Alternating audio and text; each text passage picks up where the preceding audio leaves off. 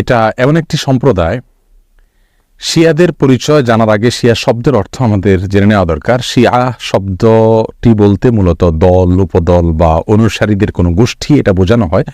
শিয়া বলতে বোঝানো হয় শিয়াতু আলিয়িন বা আলী রাদিয়াল্লাহু তাআলা আনহুর অনুসারী গোষ্ঠী, এদেরকে শিয়া বলা হয়। বা আলে বাইত রাসূল করিম সাল্লাল্লাহু আলাইহি সাল্লামের পরিবার কেন্দ্রিক যাদের ভক্তি, বিশ্বাস এগুলো গড়ে উঠেছে তাদেরকে সাধারণত শিয়া বলা হয়।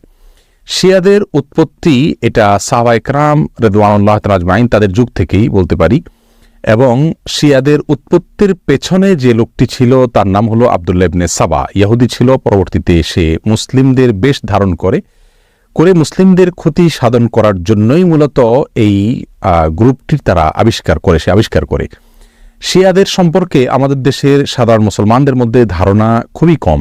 আমরা অনেকেই মনে করি মুসলিমদের মধ্যেই একটি সাধারণ দল শিয়া, অথচ শিয়াদের যে সমস্ত বিশ্বাস আছে সে বিশ্বাসগুলো ইসলামের একেবারে মৌলিক বিশ্বাসগুলোর সাথে অনেকগুলো বিশ্বাস আছে যেগুলো সাংঘর্ষিক। অনেক ভাই বোনরা মনে করেন যে শিয়াদের সাথে আহলুস সুন্নাহ ওয়াল জামাআতের, অর্থাৎ যারা কোরআন এবং সুন্নাহকে দলিল হিসাবে গ্রহণ করে সেটাকে অনুসরণ করে, তাদের সাথে শিয়াদের একটা পার্থক্য তারা মনে করেন যে শুধুমাত্র খেলাফত নিয়ে, অর্থাৎ আবু বকর রাদিয়াল্লাহু তাআলা এবং আলী রাদিয়াল্লাহু তাআলা আনহুর ভিতরে কে বেশি খেলাফতের হকদার এটা নিয়ে মত পার্থক্য। আসলে বিষয়টা তা নয়, বরং শিয়াদের বিশ্বাসগুলোকে একত্র করা কঠিন। তাদের মধ্যে অনেকগুলো দল উপদল আছে, তার ভিতরে কমন কিছু বিশ্বাস আছে বেশিরভাগ শিয়ারা লালন করে। তার ভিতরে একটি হলো তারা কালিমাতুত তাওহীদ আমরা যেটা বলি এটাকে যথেষ্ট মনে করে না। তারা মনে করে লা ইলাহা ইল্লাল্লাহ মুহাম্মাদুর রাসূলুল্লাহ এবং আলিয়ুন ওয়ালিউল্লাহ এটাও স্বীকৃতি দিতে হবে, মুখে উচ্চারণ করতে হবে, তারপরে মানুষ মুসলিম হবে। তাদের মধ্যে কোনো কোনো গ্রুপ আছে যারা কোরআনে কারীমের 30 পারার যে কোরআন এটার ব্যাপারে তারা সন্দেহ পোষণ করে এবং তারা কোরআনের বিকৃতিতে বিশ্বাস করে বা বিকৃতি করে, এটাকে তারা সঠিক মনে করে বিকৃতি করে থাকে। তাদের মধ্যে বড় অংশ বা সবচেয়ে বেশি অংশ বলা যেতে পারে, প্রায় সবাই বলা যেতে পারে তারা সাহাবীদেরকে সবাইকে, কয়েকজন বাদে আলী রাদিয়াল্লাহু তাআলা আনহু, আব্বাস রাদিয়াল্লাহু তাআলা আনহু সহ কয়েকজন বাদে, হাসান হোসেন, ফাতেমা রাদিয়াল্লাহু তাআলা আনহুম সহ আহলে বাইত যারা, তারা ছাড়া বাকিদেরকে তারা কাফের মনে করে এবং সাহাবীদেরকে গালমন্দ করাটা এটাকে তারা সওয়াবের কাজ মনে করে, ইবাদত মনে করে। আয়েশা রাদিয়াল্লাহু তাআলা আনহা রাসূল আকরাম সাল্লাল্লাহু আলাইহি ওয়াসাল্লামের সহধর্মিণী, তার চরিত্র নিয়ে তারা সন্দেহ করে, যার চরিত্রের বিষয়ে কোরআনে কারীমে সূরা নূরে আল্লাহ সুবহানাহু ওয়া তাআলা পরিষ্কারভাবে ঘোষণা দিয়েছেন। যাই হোক, এ হলো মোটামুটি শিয়াদের কয়েকটা জঘন্য বিশ্বাসের আলোচনা। এবারে আসি শিয়াদের একটা বিশেষ দল, তাদেরকে ইসনা আশারিয়া বলা হয়। মূলত ইসনা আশার শব্দের অর্থ হলো 12। ইসনা আশারিয়া গ্রুপ বলতে শিয়াদের ওই গ্রুপকে বলা হয় যারা 12 জন ইমামে বিশ্বাস করে, অর্থাৎ যারা মনে করে যে 12 জন ইমাম আল্লাহর পক্ষ থেকে নির্ধারিত, তারা রাসূল করিম সাল্লাল্লাহু আলাইহি সাল্লামের ওয়াফাতের পরে ধারা পরম্পরায় আসছেন এবং তাদের মধ্যে প্রথম ইমাম ছিলেন আলী রাদিয়াল্লাহু তাআলা আনহু এবং সর্বশেষ ইমাম ছিলেন মুহাম্মদ ইবনুল হাসান আল আসকারী। এসব ইমামদের সম্পর্কে, ইমামদের মধ্যে সর্বশেষ ইমাম যিনি মুহাম্মদ ইবনে হাসান আল আসকারী, তারা মনে করে তিনি লুকায়িত হয়ে গেছেন, আবার প্রকাশিত হবেন এবং এই ইমামরা সবাই নিষ্পাপ, তারা কোনো ভুল ত্রুটির ঊর্ধ্বে, এবং এই ইমামরা সকল প্রকার ইবাদত বন্দিগির ঊর্ধ্বে উঠে গেছেন, তাদের কোনো ইবাদত বন্দিগি করতে হয় না। এই বিশ্বাসগুলো লালন করে থাকে ইসনা আশারিয়া গ্রুপ। শিয়াদের ব্যাপারে আমাদের ধারণা কি হবে, তাদেরকে আমরা কাফের বলবো কিনা? উত্তর হলো, শিয়াদের মধ্যে যারা আয়েশা রাদিয়াল্লাহু তাআলা আনহার চরিত্র নিয়ে সন্দেহ করে, কোরআনের ব্যাপারে যাদের সন্দেহ রয়েছে এবং বিকৃতি সাধন করে থাকে, এবং কেউ কেউ আছে রাসূল করিম সাল্লাল্লাহু আলাইহি সাল্লামের রিসালাত নিয়েও সন্দেহ করে। তারা বলে যে জিবরিল ভুলে রাসূল করিম সাল্লাল্লাহু আলাইহি সাল্লামের কাছে রিসালাত নিয়ে আসছিল মূলত আলী রাদিয়াল্লাহু তাআলার কাছে। এরকম আর অনেকগুলো বিশ্বাস লালন করে। এই সম্প্রদায়গুলোকে বা এইরকম বিশ্বাস লালনকারীদেরকে আমরা মুসলিম মনে করতে পারি না।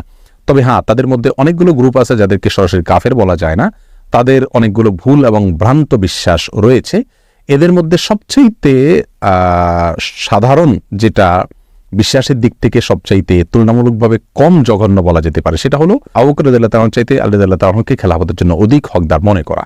শিয়াদের অনেকগুলো ভ্রান্ত বিশ্বাস নিয়ে বিস্তারিত এবং বিশদ আলোচনা করা দরকার, তা না হলে তাদের বিষয়ে আমাদের ধারণা পরিষ্কার হবে না। একজন মুসলিম হিসাবে আমাদেরকে সঠিক ধারণা যেমন রাখতে হবে, তেমনিভাবে ইসলামের বিষয়ে কারা কি ভুল ধারণা লালন করে সেগুলো আমাদের জানতে হবে।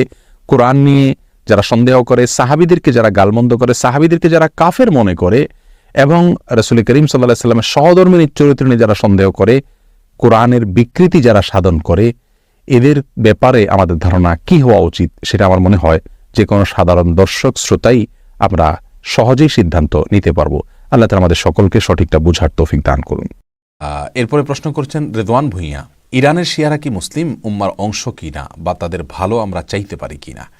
ভাই রেদওয়ান, ইরানে যে সমস্ত শিয়ারা আছেন এবং পৃথিবী জুড়ে যে সমস্ত শিয়ারা আছেন, এই সমস্ত শিয়াদের বেশিরভাগই এমন এমন আকিদা পোষণ করেন যার ফলে তারা আসলে ইসলামের গণ্ডি থেকে তারা অনেকটাই বের হয়ে যান, যার ফলে তাদেরকে আমরা মুসলিম উম্মার অন্তর্ভুক্ত মনে করতে পারি না।